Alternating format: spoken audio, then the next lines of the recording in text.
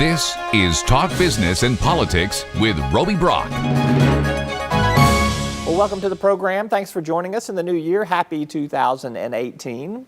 I'm Roby Brock. In 2017, the state and national economy moved along at a pretty good clip, although there was some room for growth.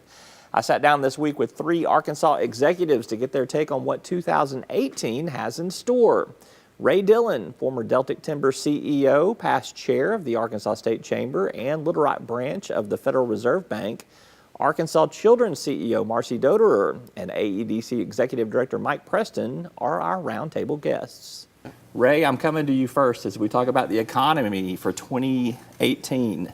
In 2017, low unemployment, high employment, low interest rates, consumer spending up, business and consumer confidence in a positive direction, the stock market reaching a couple of new highs. Why is the economy clicking on all cylinders? The accommodative monetary policy from the Federal Reserve, Roby, is, finally those dollars are finally hitting Main Street. We're beginning to see investment. You see people, employment picking up. Unemployment, is almost at record levels today.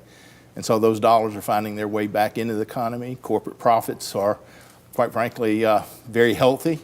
And so things are clicking, not only here, but worldwide. Accommodative monetary policy worldwide, we're set up for a worldwide expansion. And, we could see a bull market for many years is my prediction. All right. What do you think you'll be watching for in 2018? Is there any specific indicator or indicators that you think are really ones to keep your eye on? Hopefully we'll see more private investment. Construction investment was almost at record levels. Private construction investment this year was almost at record levels. Hopefully we'll continue to see that trend continue. Automobile sales, we hope we see them turn around again next year. They were off a little this year. Mm-hmm. And then one of the statistics that I watch closely is housing starts. Continue to see housing starts improve to get back to the levels that they were prior to the financial recession. All right, Marcy, let's talk about healthcare here. This good economy that Ray has been talking about has been good for you guys from a fundraising perspective, certainly with what you got going on up in Northwest Arkansas. You also have seen a lot happen in the job sector in the healthcare industry there. Will 2018 be good for healthcare, and what should we consider good in healthcare?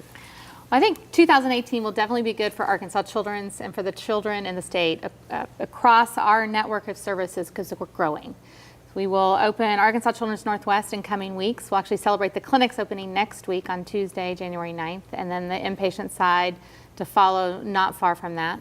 We're expanding our reach into southern Arkansas with dental services and a big announcement about that coming soon. And we're expanding the impact we can have as Arkansas Children's on the care of neonates with strong partnerships with Jefferson Regional down in Pine Bluff and also with CHI St. Vincent in Hot Springs. So helping newborn care really get elevated across the state. I think the biggest challenge we have is really continuing to watch what the federal government will do that impacts revenue in particular. CHIP remains not reauthorized. We have great support from our Arkansas delegation, but the Congress itself has not acted, and so that remains hanging in the balance, and that's about 50,000 kids in Arkansas who aren't sure where their health care insurance will come from come April. So you've got CHIP, you've also got Medicaid expansion, and we're watching the waiver at the federal level and how that might impact Arkansas. You've also got uncertainty about the Affordable Care Act still hanging in the balance there. When you see those policy discussions going on at the federal level, are you telling our congressional delegation, you guys are killing us? Or are you telling our congressional delegation, the solutions within our grasp, here's what we need to do?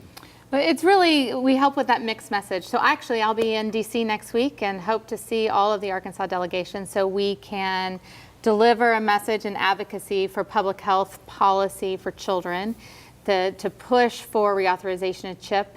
But the conversations on those bigger policy issues, whether it's Medicaid reform at the federal, state level, or overall Affordable Care Act, the message we try to deliver is the providers have to be part of that solution. So the way we've done business for 100 years as Arkansas Children's can't remain that way going forward. That we also, the onus on us is to improve our quality, to reduce our costs, to really be a highly efficient business in the delivery of healthcare services. So we try to bring solutions to the table and want to be part of those solutions. certainly want to help design our own destiny. Don't want it done for us. I'm going to let you design your own destiny. I'm not interjecting in that. All right, Mike, you and I spoke late last year in 2017 about potential corporate tax cuts at the federal level. They came. They came. They're here. They're coming. Tell me what that has done. Has it opened up the pipeline like you thought it would, or are we still in everybody's evaluating the potential impact right now? I think people are still evaluating, but we are seeing the projects start to flow. This has been a very fast start already to 2018. A lot of projects coming in. Even as we closed out 17, and once the tax bill was passed and the corporate income tax rates are lowered, you saw companies starting to reinvest in employees. You saw large companies giving incentive pay to them, making the commitment to reinvest into infrastructure and other things. So you're starting to see that at a very high level. That's going to start trickling down a little bit more and more. But the pipeline will be opened very soon, and we're going to continue to have a lot of competitive projects. That's not necessarily means they're all going to come to Arkansas, but we're going to compete on all of them. Yeah, and Ray, you may weigh in on this. Mike, I want to follow up with you on that. There's a couple of key sectors that AEDC is making some concentrated pushes in. Timber is one of those areas. Manufacturing is another area. You've got a lot of things happening in the financial sector. I think startups, and I'm hoping healthcare will be a part of that as well.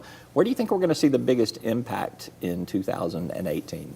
In terms of industry, you hit them on the head. I think timber is a big win for Arkansas. Obviously, with 19 million acres of timberland in Arkansas, we have an abundance of the resource. So we're going to see kind of a reinvestment in there. You're going to see more investment coming out of Canada, other countries that maybe were sitting on the sidelines before getting back into the game. Manufacturing is going to continue to be strong, and Arkansas is such a strong manufacturing state as it is. I think 13% of our workforce is engaged in manufacturing. That's 6th highest among all U.S. states. So when companies start to look, they want to look at a place that has a background in manufacturing. They want those skill set and those workers. We've proven that here in Arkansas, and that's something we'll continue to push for. That's Ray Dillon, Marcy Doderer, and Mike Preston. And there's more of this interview coming in our upcoming State of the State magazine from Talk Business and Politics. It's going to be out a little later this month, and we'll run another portion of that interview then.